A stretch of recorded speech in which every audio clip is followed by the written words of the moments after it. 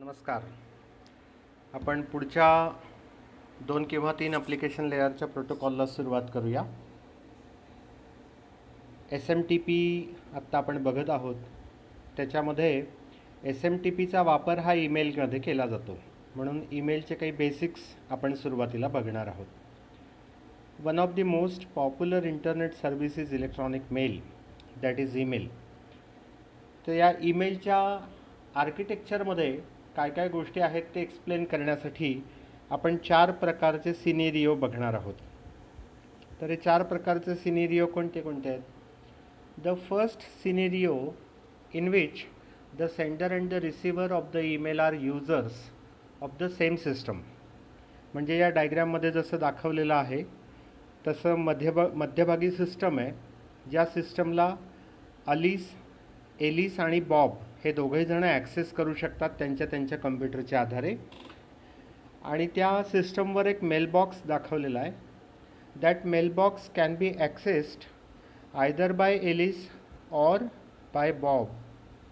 आणि हा mailbox access करण्यासाठी म्हणून त्यांना जे सॉफ्टवेअर लागणार आहे किंवा ॲप्लिकेशन लेयर प्रोटोकॉलचा जो पार्ट लागणार आहे that is called as user agent. So user agent is there on the both of the terminals and everybody uses it. So whenever Alice wants to send an email to the Bob, then it runs user agent on its own computer. User agent is a program to prepare the message and store it in the Bob's mailbox. The message has the sender and recipient mailbox addresses. Bob can retrieve and read the content of his mailbox at his convenience. म्हणजे जेव्हा बॉबला वाटेल तेव्हा तो त्याप्रमाणे स्वतःची mailbox उघडेल आणि तो ते कंटेंट बघेल. So this is one scenario. In this case, it is assumed that the sender and receiver of an email are working on the same system. So what do we need? We need only 2 user agents. Now in second scenario, look at the difference that both are connected on their own systems and the systems are connected using internet.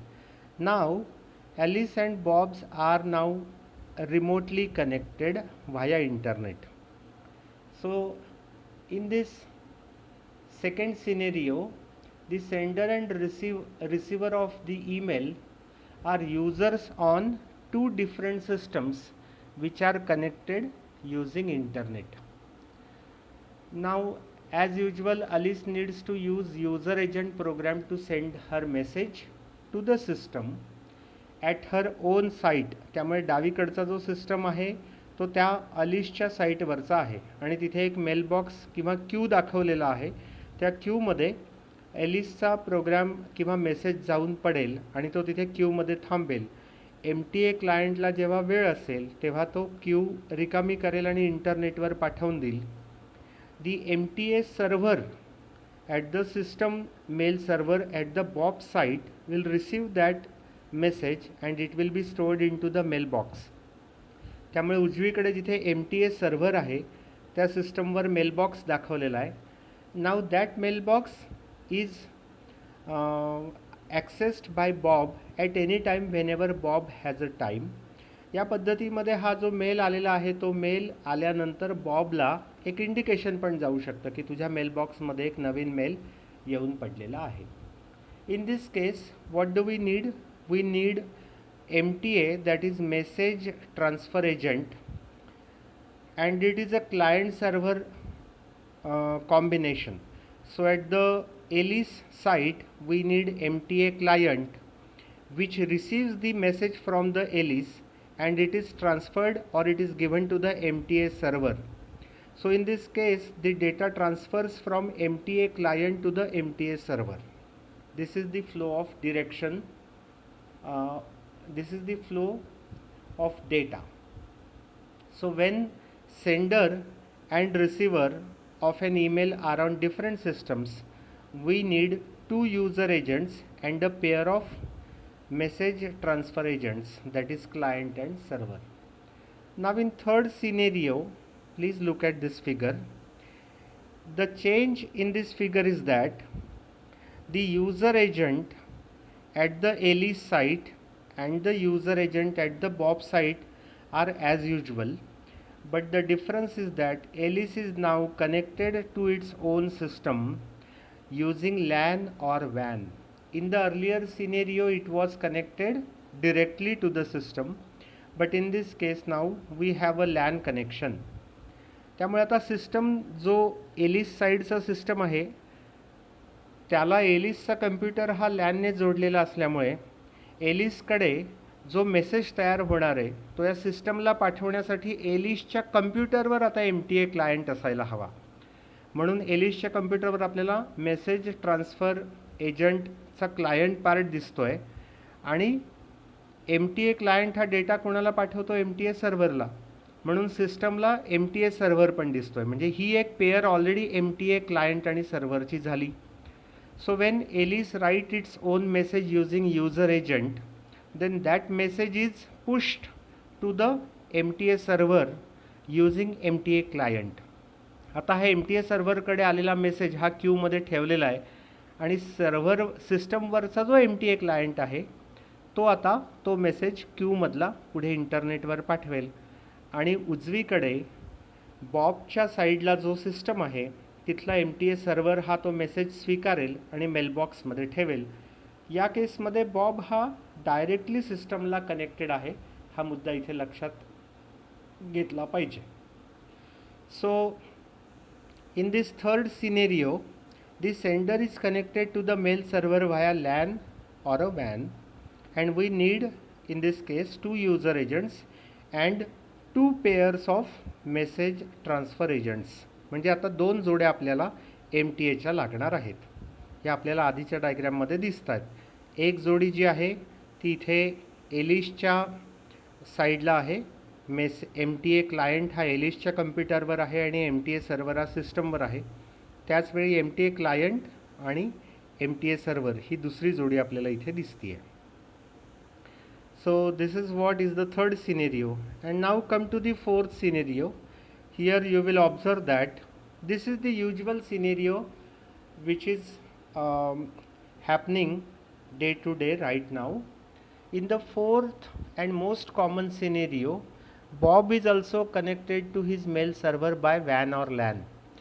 After the message has arrived at Bob's mail server, आता उजवीकडे बघा इथे बॉबचा जो mail server आहे तिथे MTA server आहे आणि वर मेलबॉक्स दाखवलेला आहे. आता त्या मेलबॉक्समधला मेसेज हा सुरुवातीला बॉब काय करत असे, स्वतःहून घेत असे कारण तो डायरेक्टली कनेक्टेड होता. आता हा मेसेज बॉबला पुल करायचा आहे. पुल करायचा आहे म्हणजे काय, या मेलबॉक्समधनं काढून आपल्याकडे घ्यायचा आहे. तर या पुलिंगसाठी एक वेगळ्या प्रकारचा सॉफ्टवेअर पार्ट लागतो. After the message has arrived at Bob's mail server, Bob needs to retrieve it. आता त्याला तो रिट्राईव्ह करायचा आहे, पुल करायचा आहे.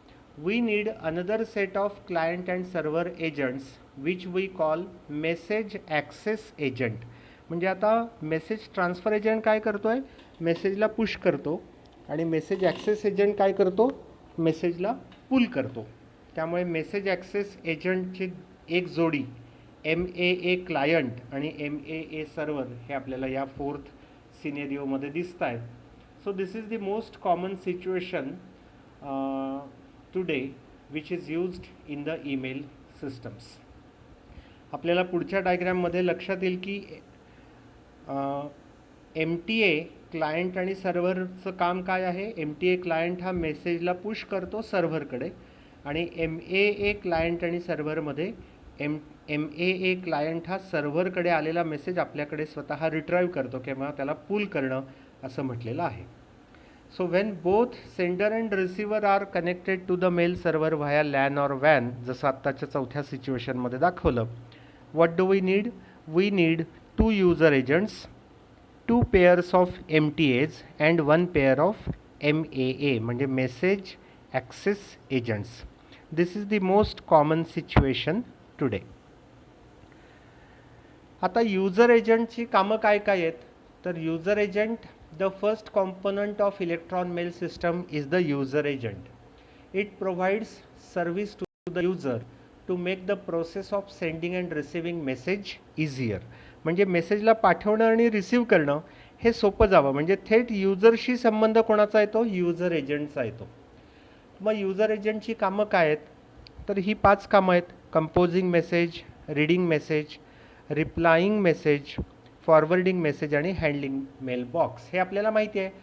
कंपोजिंग मेसेजमध्ये काय आपल्याला एडिटर दिलेला असतो, त्याच्यामध्ये आपल्याला सगळे कॉमा वगैरे टाकणं, म्हणजे थोडक्यात मेसेज लिहिण्याची फॅसिलिटी ही कंपोजिंग मेसेजमध्ये दिली जाते. User agent helps the user to compose the email message which is sent out. त्यात काय काय असतं? User agents provide template on the screen to be filled by user. आपण त्या पद्धतीने मेल टाईप करतो. दुसरं जे फंक्शन आहे ते रीडिंग मेसेज. रीडिंग मेसेजमध्ये काय आहे? The second duty of user agent is to read the incoming message. When a user invokes a user agent, it first checks the mail in the incoming mailbox.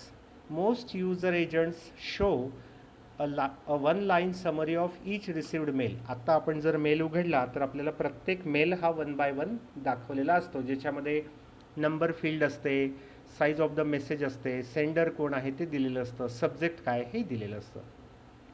तिसरं जे function आहे user एजंटचं ते replying to the message. ज्याने कोणी message पाठवलेला आहे त्याला reply करण्याचं कामही आपण करू शकतो. किंवा चौथा जो फंक्शन आहे that is forwarding a message. So replying is defined as sending a message to the sender and forwarding is defined as sending the message to the third party. आणि फायनल जे आहे ते हँडलिंग मेलबॉक्स म्हणजे काय? Mailbox handle करणं, त्याच्यामध्ये inbox maintain करणं, outbox maintain करणं, अशा सगळ्या गोष्टी. आणि आत्ताच्या जर ईमेल बॉक्सेस आपण बघितल्या तर त्यामध्ये आणखी फंक्शन्स मेलबॉक्स हँडल करायला आहेत, आपल्याला लक्षात येईल. So this is what is about user agent. त्याचे जे कॉमन एक्झाम्पल्स आहेत ते आहेत कमांड ड्रिव्हन युजर एजंटचे जे एक्झाम्पल्स आहेत ते आहेत मेल, पाईन, पण हे आता आउटडेटेड झालेत. आत्ता आपण ग्राफिकल युजर इंटरफेस असलेले युजर एजंट्स वापरतो, जसं आउटलुक आहे. पण आपण आत्ता जे मायक्रोसॉफ्टच्या जमान्यात आहोत किंवा लेटेस्ट सिनेरिओमध्ये जे आहोत, एजमध्ये आहोत, असे आपण आत्ता डायरेक्टली अशा काही वेबसाईट्स वापरतो की ज्यांचे डायरेक्टली मेलबॉक्सेस आपण वापरतो आणि युजर एजंट्स वापरतो. फॉर एक्झाम्पल याहू आहे किंवा हॉटमेल आहे, जीमेल आहे, जे स्वतः युजर एजंट्स आणि मेलबॉक्सेस आपल्याला प्रोव्हाइड करतात.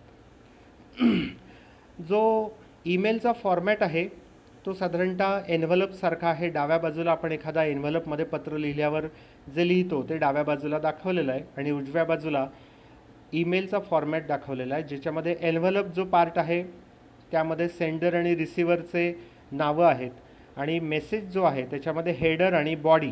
हेडरमध्ये परत एकदा सेंडर, रिसिव्हर, तारीख आणि विषय हे दिलेलं आहे आणि बॉडीमध्ये प्रत्यक्ष मेसेजचा कंटेंट हा त्या मेसेज बॉडीमध्ये दाखवलेला आहे. आता ईमेलच्या फॉर्मॅटमध्ये आपण मेल सेंड आणि रिसीव्ह करू शकतो. यातला जो ॲड्रेस पार्ट आहे तो आपण शांतपणे बघितला पाहिजे. To deliver mail, a mail handling system must use an addressing system with unique addresses.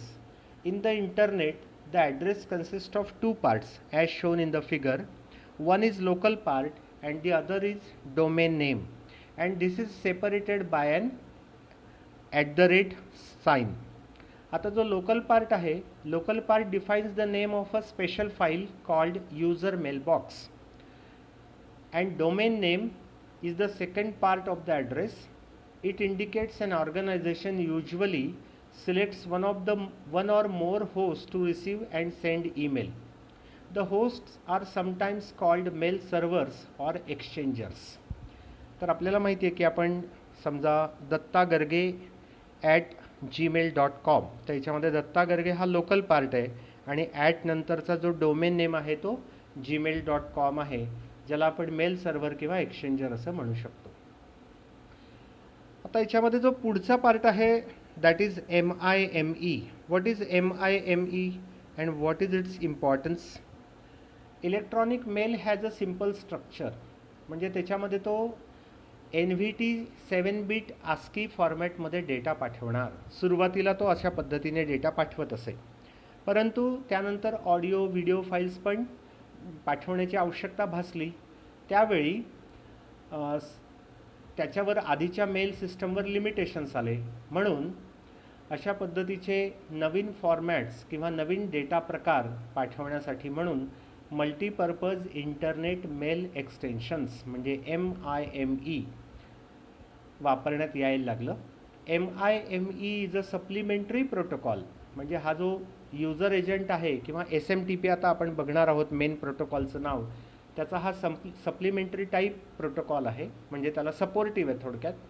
That allows non ASCII data म्हणजे ऑडिओ व्हिडिओ वगैरे to be sent through email. MIME transforms non ASCII data at the sender site. आता इथे तुम्ही डायग्रॅममध्ये बघताय की sender साईटला user एजंटकडनं आलेला non ASCII code हा MIMEच्या through 7 bit NVT ASCII code फॉर्मॅटमध्ये कन्व्हर्ट होतो आणि नंतर मेसेज ट्रान्सफर एजंट हा त्याला पुढे मेसेज ट्रान्सफर एजंट सर्व्हरकडे पाठवतो, म्हणजे MTA क्लायंटकडनं सर्व्हरकडे तो पार्ट जातो. MIME can be thought as a set of software functions that transforms non ASCII data to ASCII data and vice versa as shown in the figure. आता MIMEमध्ये 5 प्रकारचे headers define केलेले असतात, ते आपल्याला इथे दिसतील. MIME version, for example version 1.1. त्यानंतर कंटेंट टाईप, कंटेंटचे टाईप्स आणि सब टाईप्स दिलेले असतात. त्यानंतर कंटेंट ट्रान्सफर एन्कोडिंग टाईप, नंतर कंटेंट ID आणि कंटेंटचं डिस्क्रिप्शन. आता वर्शन आपल्याला लक्षात आलं. दुसरा जो पार्ट आहे कंटेंट टाईप, त्याच्यामध्ये टाईप्स आणि सब टाईप्स कोणते असू शकतात, तर ते या फिगरमध्ये दिलेले आहेत. उदाहरणार्थ टेक्स्ट आहे, मग टेक्स्टचा सब टाईप काय असू शकतो, प्लेन किंवा HTML. किंवा मेसेज आहे किंवा इमेज आहे, इमेजचा सब टाईप असू शकतो JPEG किंवा GIF. अशा पद्धतीने हे डेटा टाईप्स आहेत. त्यानंतर कंटेंट ट्रान्सफर एन्कोडिंगचे टाईप्स कोणते कोणते आहेत, 7 बिट एन्कोडिंग आहे, 8 बिट एन्कोडिंग आहे वगैरे वगैरे. तर अशा पद्धतीने MIME हा एक्सटेन्शन वापरण्यात येतो. Then now we'll move to this is what we have seen is all about user agent and its extension, that is MIME. The actual mail transfer is done through message transfer agents. To send mail, a system must have client MTA, and to receive mail, a system must have server MTA. The formal protocol that defines MTA client and server in the internet is called as Simple Mail Transfer Protocol, SMTP. As we said before, 2 pairs of MTA client and server programs are used in most of the common situation. So this figure shows the range of SMTP protocol in the scenario. आता याच्यामध्ये SMTP protocol कुठपर्यंत काम करतो, तर सेंडरच्या कम्प्युटरपासनं mail सर्व्हरपर्यंत आणि mail सर्व्हरवरनं इंटरनेटवरनं दुसऱ्या mail सर्व्हरपर्यंत, कारण तिथपर्यंत पुलिंग करतो आहे आपण, मेसेज ट्रान्सफर करतो आहे. आता उजवीकडचा जो मेल सर्व्हर आहे तिथनं मात्र रिसिव्हरकडे जर मेल जायचा असेल तर तो पुल करावा लागेल, तिथे मात्र मेसेज ॲक्सेस एजंट येतो, ते आपण नंतर बघणार आहोत. SMTP is use 2 times between sender and the sender's mail server and between the 2 mail servers, as I have just explained.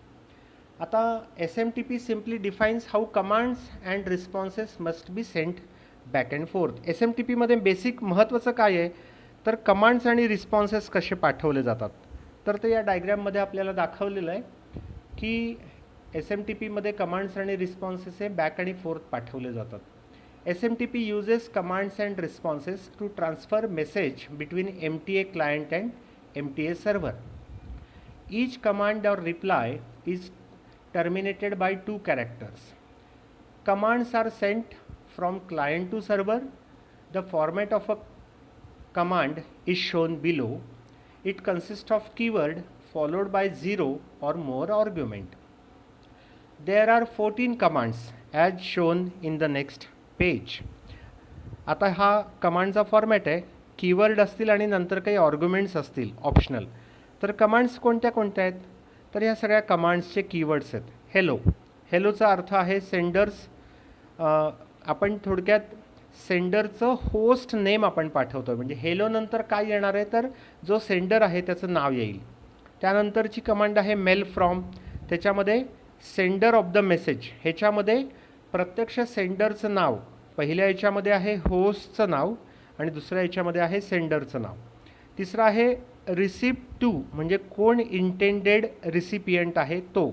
नंतर आहे body of the mail, that is data. नंतर आहे क्विट. नंतर आहे रिसेट.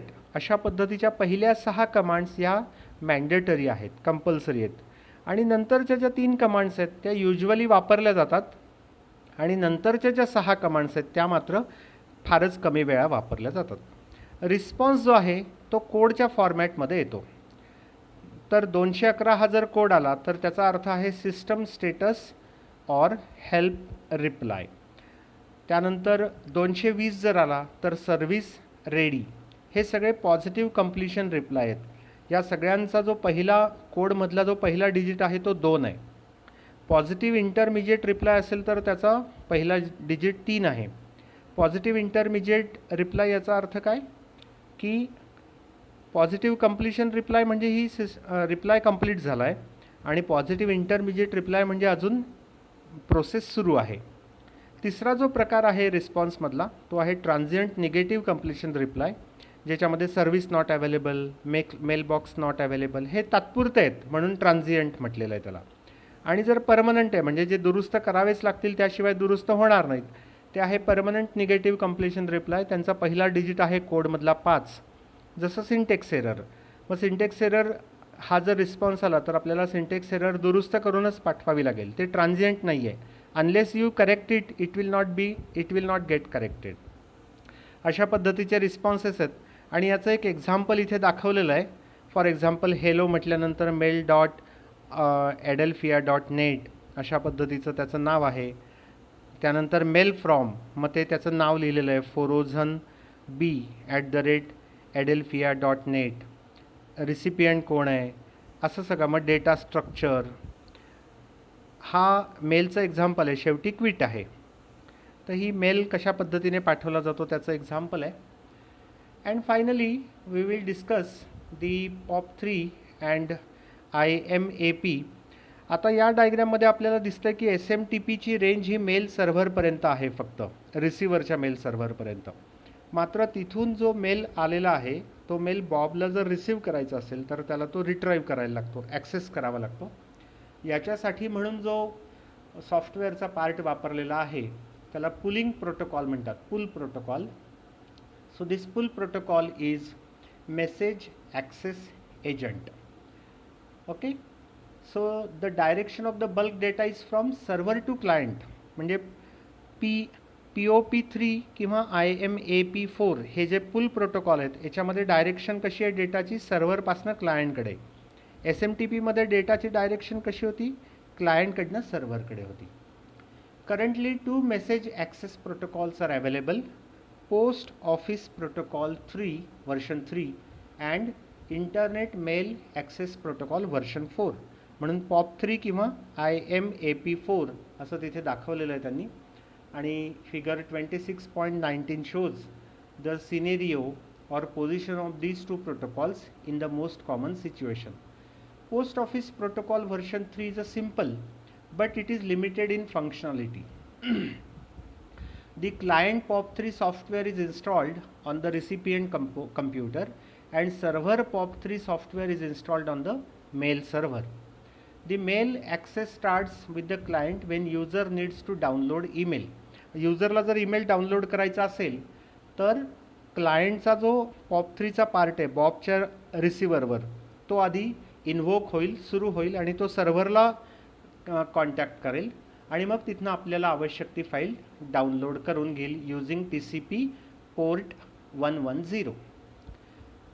POP3 हॅज 2 मोड्स आणि मग त्याची सगळी माहिती आपल्याला याच्यामध्ये दिलेली आहे की डिलीट आणि कीप मोड असे आहेत. In the delete mode the mail is deleted from the mail box after each retrieval, म्हणजे सर्व्हरवरचा मेल डिलीट होईल. आणि कीप मोडमध्ये मात्र POP3ने जरी मेल रिट्राईव्ह केला तरीही तो मेल सर्व्हरच्या बॉक्समध्ये मेल बॉक्समध्ये पण तसाच राहील. Another mail access protocol is Internet Mail Access Protocol version 4. It is similar to POP3 but it has more features. आता कोणते कोणते फीचर्स आहेत तर POP3 is deficient in several ways. It does not allow user to organize mail on the server. The user cannot have different folders. And even POP3 does not allow user to partially check the content. जसं एखादी file आली आहे त्या फाईलमधलं partial content तरी किमान बघता यावं. ह्या सगळ्या गोष्टी IMAP4मध्ये दिलेल्या आहेत. त्यातल्या या काही गोष्टी आपण वाचू. A user can check the email header prior to downloading. User can search the content of the email for specific string of characters prior to downloading. User can partially download the email. User can create, delete और rename the mail box. User can create hierarchy of mail boxes. अशा पद्धतीचे नवीन functions IMAP4मध्ये आहेत जे POP3मध्ये नाही आहेत. पुढची जी diagram आहे ती कमांड आणि रिस्पॉन्सच्या आधारे POP3 क्लायंट आणि POP3 सर्व्हरमध्ये कशा पद्धतीचं कम्युनिकेशन होतं ते दाखवलेलं आहे. उदाहरणार्थ POP3 क्लायंटकडनं कमांड गेली यूजर नेम म्हणजे त्याने लॉग इन केलं आहे. POP3 सर्व्हरने त्याला सांगितलं की ओके नेम करेक्ट आहे. मग त्याने पासवर्ड पाठवला, तो पण ओके आला. त्यानंतर त्याने लिस्ट पाठवली की मला मेलबॉक्समध्ये काय काय आहे त्याची लिस्ट हवी. मग त्याने ईमेलचे नंबर्स आणि त्यांची साईजची लिस्ट पाठवली.